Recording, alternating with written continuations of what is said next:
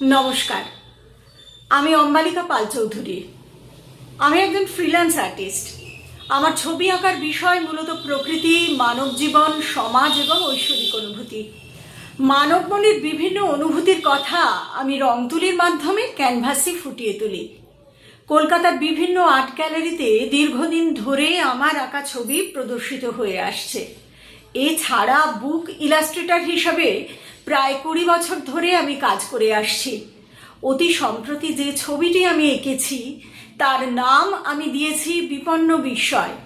ছবিটির বিষয় ভাবনা হলো প্রতিনিয়ত পাল্টে যাওয়া এই সমাজে আমরা প্রায়শ এমন এক আশ্চর্য বিপন্নতার সামনে এসে দাঁড়াই যখন আমরা বিস্ময়ে বাকরুদ্ধ হয়ে যাই। সেই বিপন্ন বিস্ময়ের কথা রেখায় ও রঙে মূর্ত করে তোলার প্রয়াসে এই ছবির জন্ম।